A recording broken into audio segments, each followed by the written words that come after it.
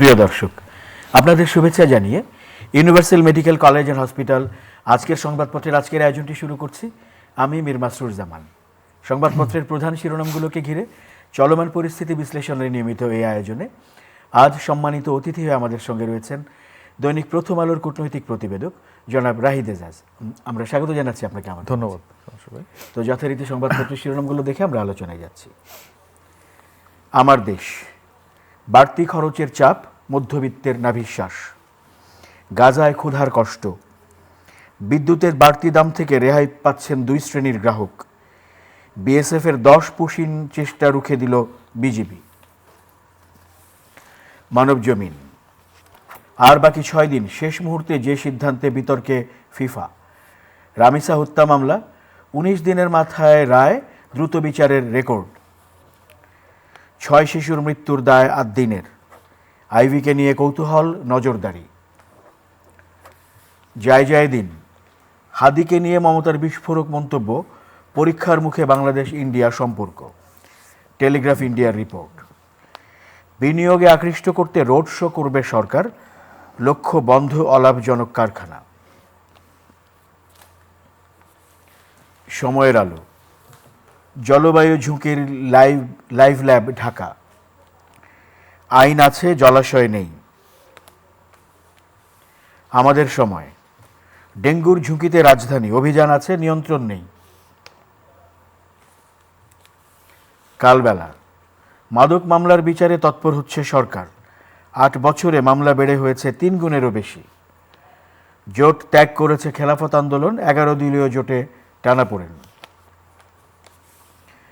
দেশ রূপান্তর, প্রস্তাব যাচাই না করেই বিদ্যুতের দাম বৃদ্ধি। পাড় আছে পুকুর নেই, চট্টগ্রাম শহরে পুকুর ও জলাশয়। খবরের কাগজ, জীবনধারা বদলান, বিদ্যুৎ সাশ্রয় করুন। আগামীর সময়, দখলে 123 সরকারি বাড়ি, পরিবেশ দিবসে পরিবেশের কান্না। করতোয়া, রামিসা ধর্ষণ ও হত্যা মামলার রায় রোববার, সোহেল রানার প্রাণদণ্ড চায় রাষ্ট্রপক্ষ, আসামি পক্ষের দাবি যাবজ্জীবন। আলোকিত বাংলাদেশ, বড় ধাক্কা খেলেন ট্রাম্প, টেকসই উন্নয়নে সহযোগীদের সমর্থন চাইলেন প্রধানমন্ত্রী। শিরোনামগুলো দেখছিলাম, আজ বেশ কয়েকটি শিরোনাম অভিন্নভাবেই প্রধান শিরোনাম হিসেবে এসছে সংবাদপত্রগুলোতে।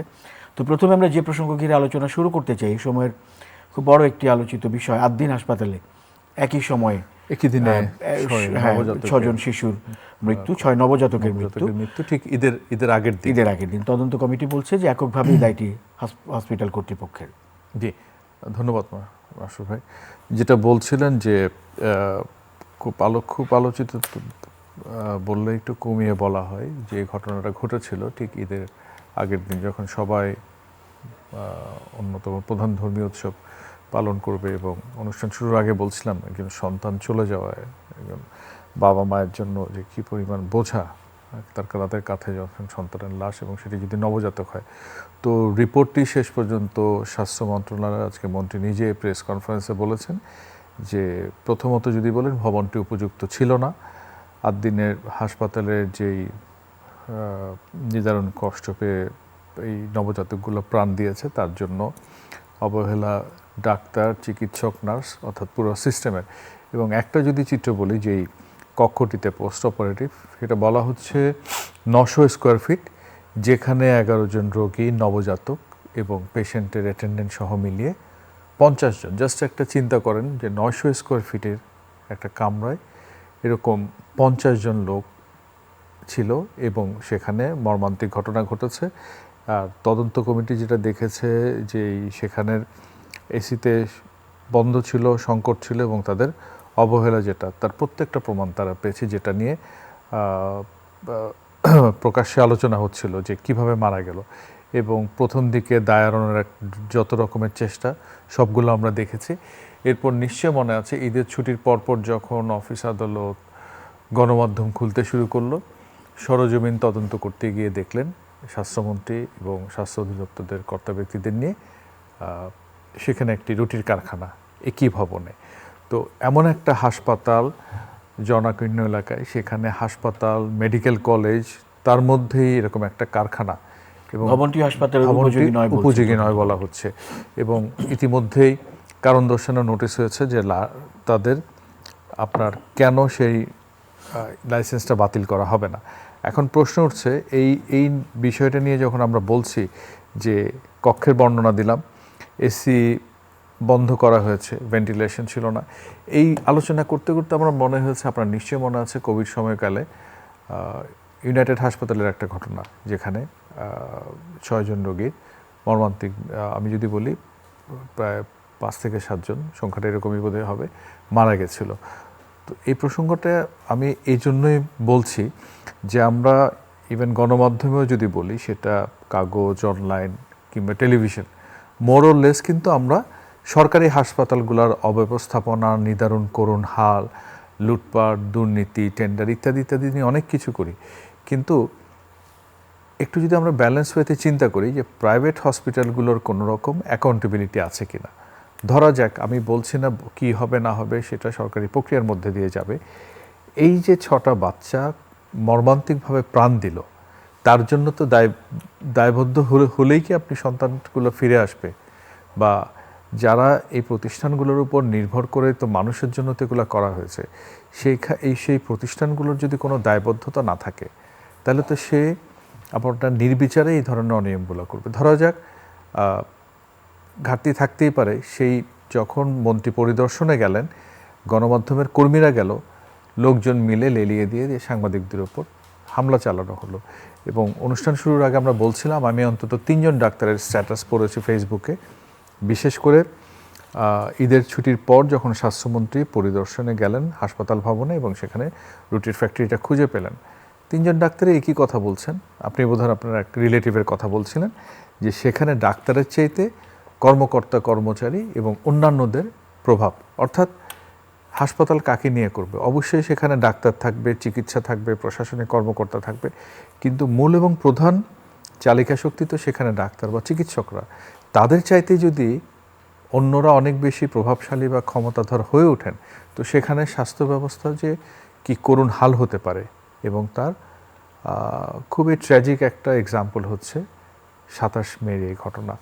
তো আমাদের প্রত্যাশা থাকবে যে সরকার যথাবিহিত ব্যবস্থা নেবেন এবং ভবিষ্যতে এমন মর্মান্তিক পরিণতি যাতে এই দেশে আমাদেরকে সাক্ষ্য হতে না হয়। আমরা আরেকটি বিষয়ে যাই, এটিও শিশুদেরই বিষয়। রাজধানী পল্লবীতে শিশু রামিসা ধর্ষণ এবং হত্যা মামলা। বলা হচ্ছে যে বাংলাদেশের বিচারের ক্ষেত্রে নজির স্থাপন করে হত্যাকাণ্ডের 19 দিনের মাথায় 7ই জুন এর রায় ঘোষণার দিন নির্ধারণ করা হয়েছে। ধন্যবাদ।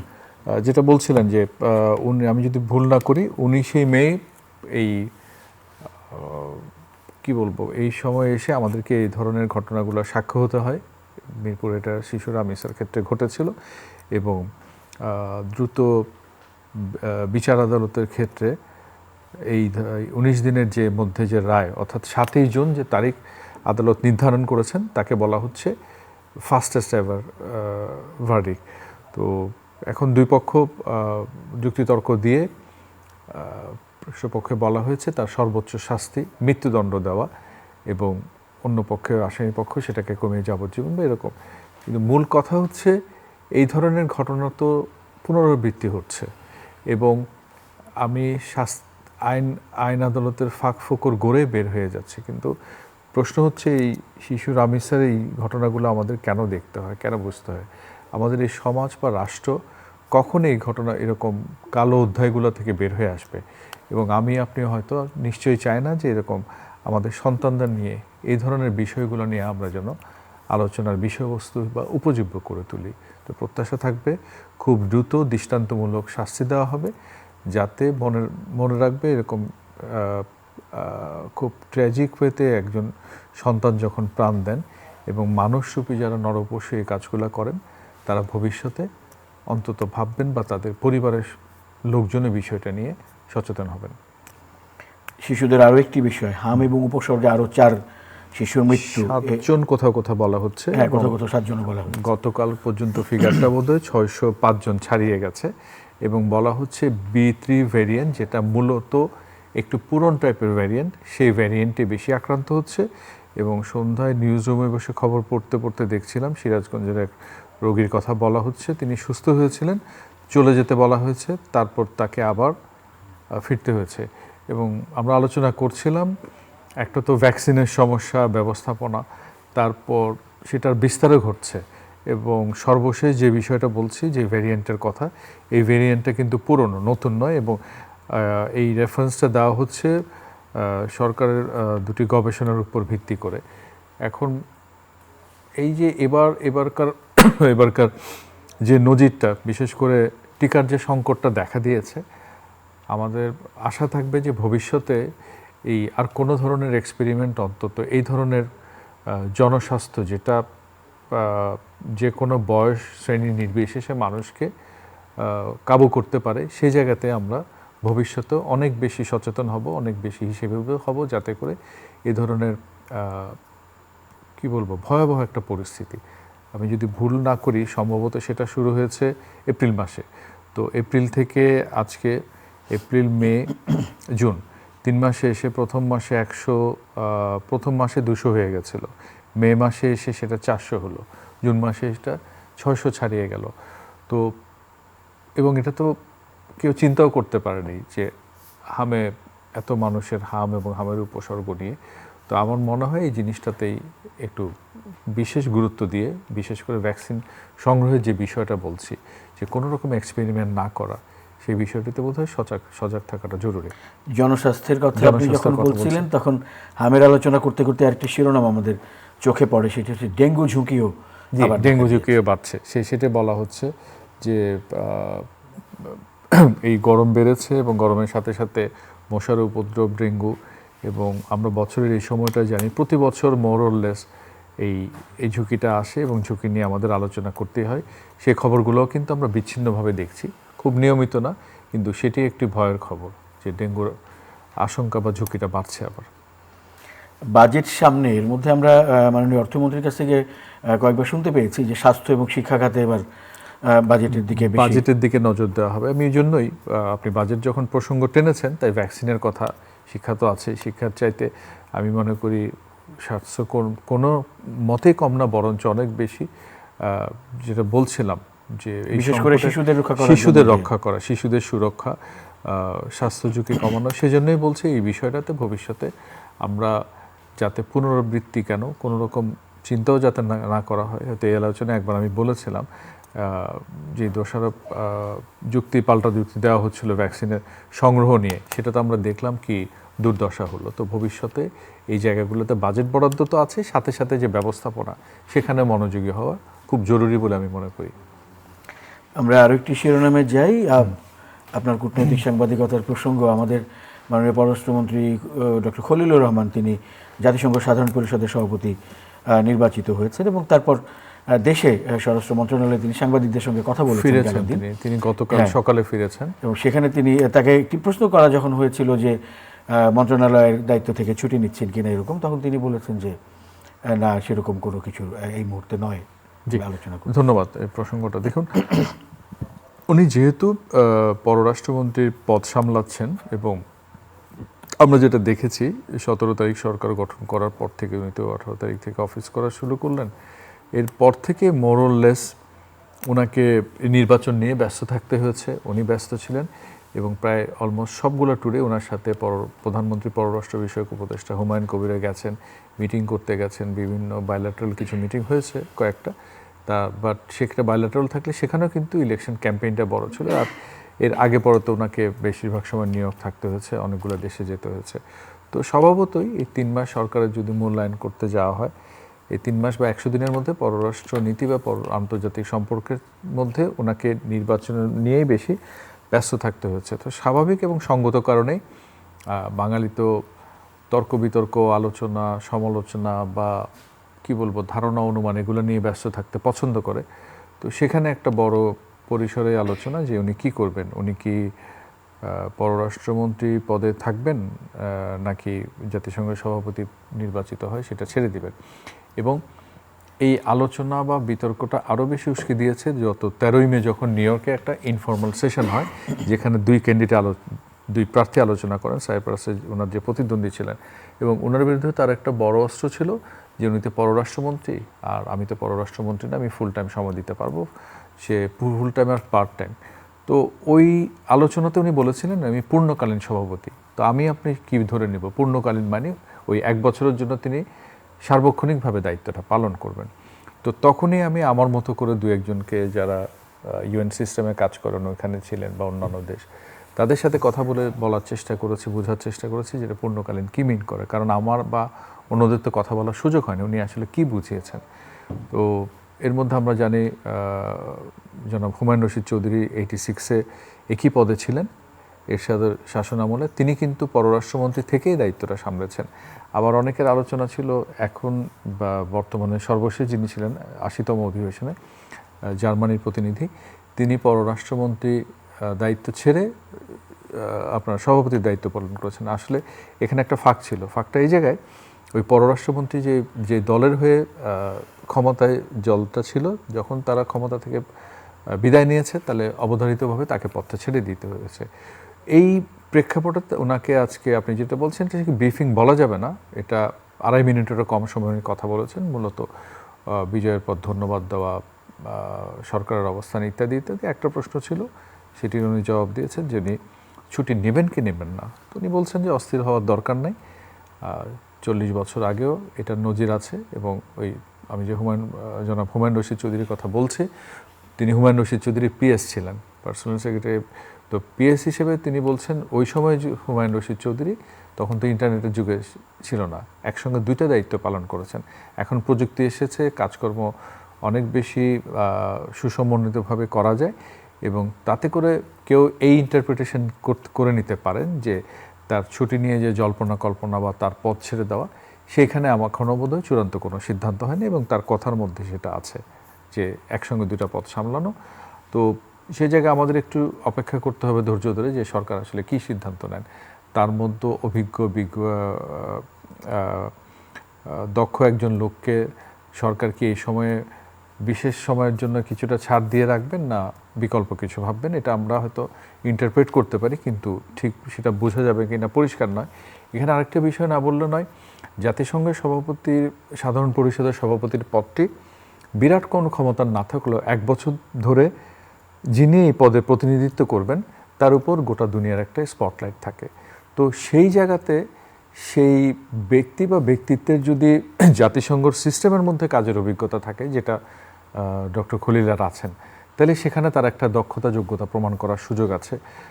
অনেকগুলো রেজলিউশন হবে, অনেকগুলো অ্যাক্টিভিটিস থাকে, ইনক্লুডিং পিস কিপিং মিশনের বাজেট পর্যন্ত। তো সেই জায়গাতে যখন বাংলাদেশের একজন প্রতিনিধি থাকবে, অবধারিতভাবে আগামী 1 বছর একটা স্পটলাইটে থাকবেন। তো সেই জায়গায় আমি যদি মনে করি মাল্টিল্যাটারালিজম এবং রাইটস সহ অন্যান্য বিষয় এবং বৈচিত্র্যময় দেশগুলোর প্রতিনিধিত্ব করা, সেখানে বাংলাদেশের মর্যাদা বাড়ার সুযোগ আছে। সেই সুযোগটাকে কাজে লাগিয়ে বাংলাদেশ তার স্ট্যাচারের জন্য করতে পারে। এখন প্রশ্ন হচ্ছে ওই জিনিসটা করার জন্য বাংলাদেশ তৈরি আছে কিনা, বা সেই সুফলটা নিতে, বা যে বাংলাদেশের মর্যাদা সম্মান এটা বাড়বে। এবং এই পদে যে উনি নির্বাচিত হলেন, আমি তো অবশ্যই বলবো যে ওনার নিজের ব্যক্তিগত ক্যারিশমা, পাশাপাশি বাংলাদেশের যে কান্ট্রি প্রোফাইল, যে ক্লাইমেট চেঞ্জ বলুন, মাইগ্রেশন বলুন, এলডিসি কান্ট্রিগুলোর ভয়েস বলুন, এরকম ভ্যালু বেস নানান কিছুতে বাংলাদেশ যে গত 40 বছর ধরে যেভাবে মাল্টিল্যাটারালিজমের পক্ষে এগিয়ে গেছে, তার স্বীকৃতি মনে করি বাংলাদেশে এবার নির্বাচনে জিতে আসাটা। এবং তিনি, আমরা জানি যে রোববার রাশিয়া যাচ্ছেন, তো রাশিয়ার ফরেন মিনিস্ট্রি যে স্টেটমেন্ট দিয়েছে 2 দিন আগে, তাকে অভিনন্দন জানিয়ে সেখানে তারা পরিষ্কার বলছে যে বাইল্যাটারাল মিটিং হবে সের্গেই লাভরভের সাথে, পাশাপাশি 81st সেশনে ইউএনের রিফর্ম সহ নানান ইন্টারন্যাশনাল ইস্যু, সেটা Russia Ukraine war, Iran US war সহ নানান ইস্যুতে তারা কথা বলবেন। এবং আমরা যখন এই আলোচনাটা আজ করছি, আজ থেকে মধ্যরাতে বেশ কিছুক্ষণ আগে টার্কিশ ফরেন মিনিস্টার হাকান ফিদান ঢাকা এসেছেন, এবং বলা হয়ে থাকে রেসিপ তাইপ এরদোয়ানের পরের পদটাই হচ্ছে আপনার হাকান ফিদানের, যিনি একসময় টার্কির ইন্টেলিজেন্স এজেন্সির চিফ ছিলেন। তো উনি সাধারণ পরিষদের সভাপতি হলেন হাকান ফিদান এসলেন এবং এই নির্বাচনে বাংলাদেশের জয়ের পিছনে বিশ্বের যে বড় 2-3টি শক্তি যুক্তরাষ্ট্র, চীন, তাদের পাশাপাশি তুরস্কেরও একটা বড় ভূমিকা আছে। অর্থাৎ আমি রাশিয়ার কথা, তুরস্কের কথা এই জন্যই বলছি যে বাংলাদেশ সাধারণ পরিষদের সভাপতি হয়েছে, এই ভিজিটগুলো হচ্ছে, এটাতে কিন্তু বাংলাদেশের এক ধরনের বৈশ্বিক স্বীকৃতি বা বৈশ্বিক গুরুত্ব, সেই তাৎপর্যটাই কিন্তু বহন করে।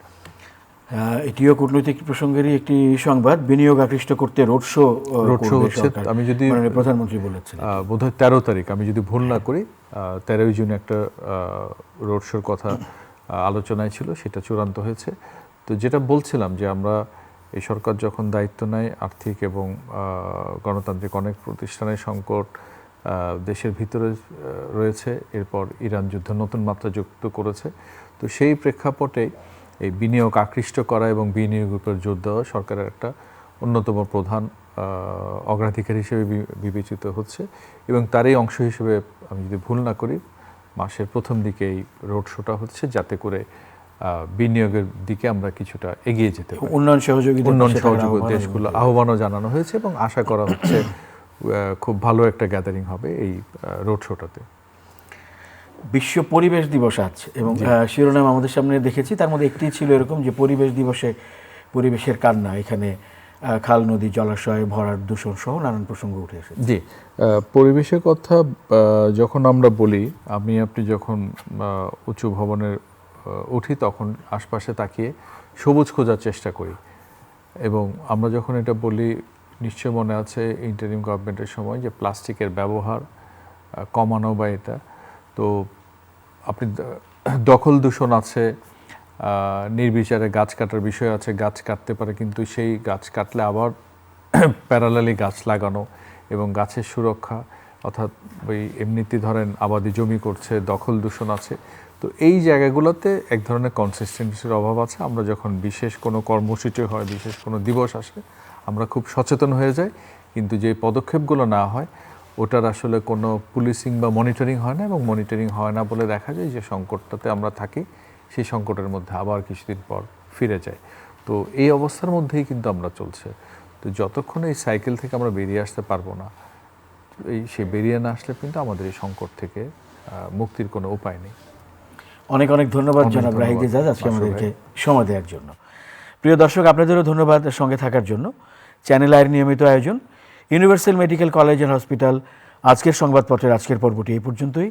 ভালো থাকবেন সবাই, শুভরাত্রি।